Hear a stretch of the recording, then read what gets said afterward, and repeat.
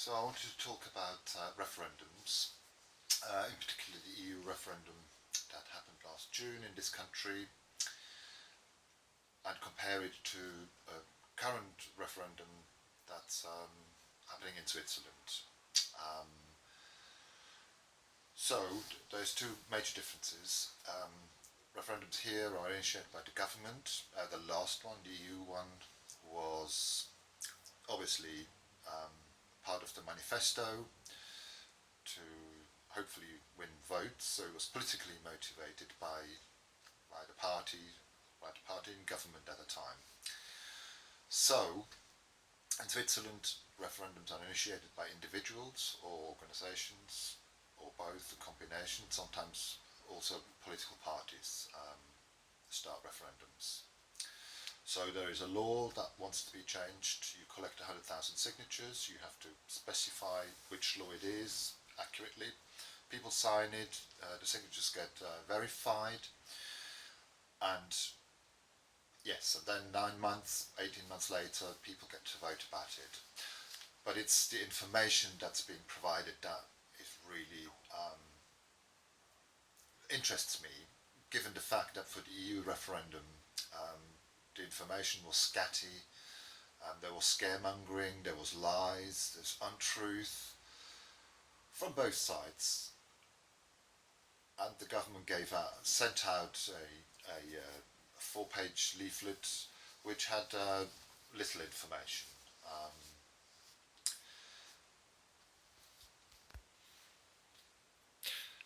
So here is the booklet that was given out. I was sent it last week. The election is on the 21st of May, and it's the energy strategy the Swiss government has voted on up till 2050. And here on page 4, it tells you that how both houses in Switzerland have approved it. So the one of the houses is 120 votes against 72, and the upper house was 35 against 6 votes. So the government voted on it, debated it, scrutinised it, but then the right-wing parties and some industrial organisations have launched the referendum, collected 100,000 signatures, and therefore now, 9 or 10 months later, it comes up for a referendum election. And there's 3 or 4 elections every year, and sometimes on multiple referendums. So here is just it tells you what changes are being proposed, what the implications are, financial, etc. And then here on page 11, there's a sort of synopsis of all the main law changes that are being proposed, and I've sort of translated them for you. So one is just tells you that these laws will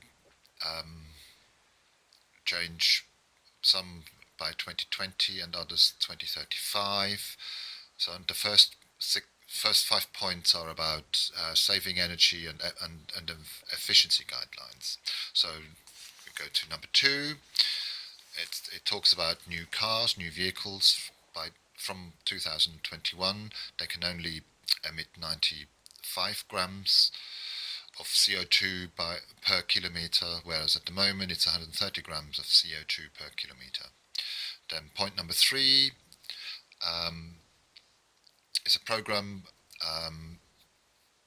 programs for renovation of existing energy plants that will continue beyond 2019. It's already in place now, but here it limits the contribution that the state will give, 450 million Swiss francs, and that comes from the CO2 taxes.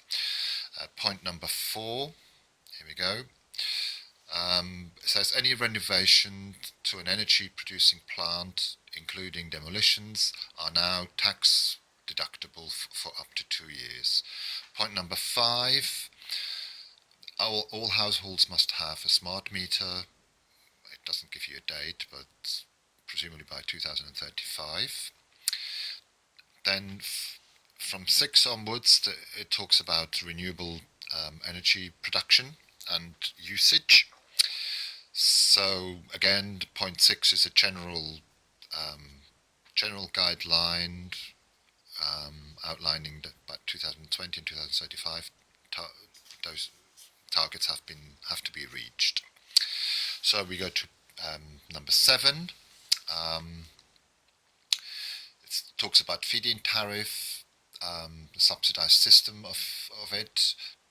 It will change so that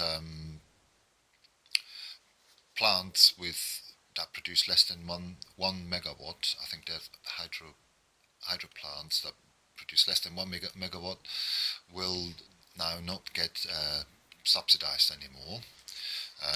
Then point 8 talks about hydro, biomass and larger solar plants.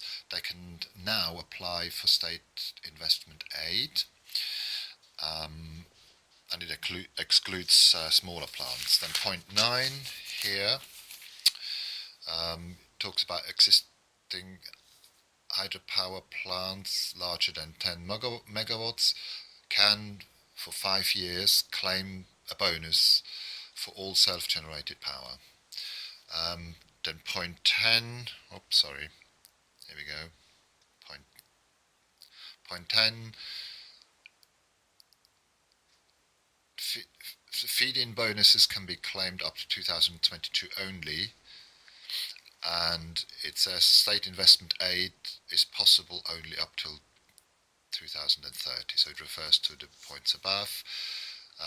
Then point 11 here talks about the incentives of energy production from renewable sources, which at the moment is an extra 1.5 rappen, which is the same, almost the same now as pence. So that will go up to 2.3 pence or rappen per kilowatt. So that's obviously to help the sector. Then number 12, where are we here? Number 12 talks about the production of renewable energy and the expansion of existing plants. That basically the status will be lifted by law to be equivalent to the natural protection laws and the heritage laws, which are, very well guarded and are in high regard in Switzerland. So number 13 talks about that the counties have to make faster approval procedures for renewable energy projects.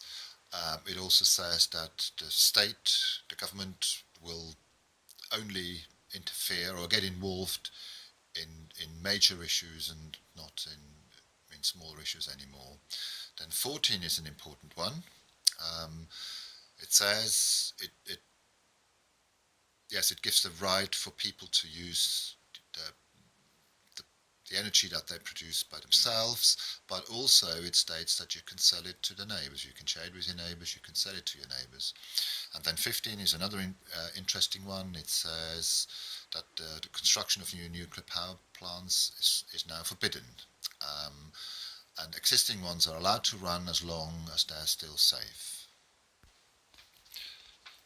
So then on the next page, the referendum committee gives its spiel. It sort of predicts that every household with 4 people will have an increase of 3,200 francs per year in expenditure. It has to be said, this whole thing is to promote renewable energy, but also to ensure that Switzerland is less dependable on importing energy, particularly electricity, but also to come away from fossil fuels. So the next 45 pages basically tells you all the paragraphs in law that will be changed. So this is very precise. This is what's actually going to happen. There's no ifs or buts, no speculation. This is the text. This is what the new law will look like. And this booklet is given to everybody. Of course, at the back it reiterates again that the government is in favour of this, encouraging people to vote yes.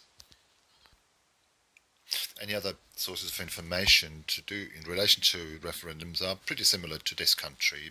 So newspapers, television, there's debates. So that's all pretty similar, but I think it's this booklet which is thorough, it's factual, and you can really base your decision on this. Now, I have, although it's I'm not claiming these figures are accurate, but I just put a few bullet points for the EU referendum that the government could have put.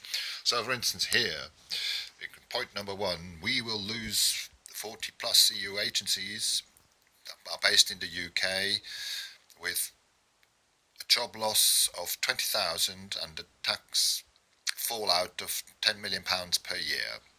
Number two,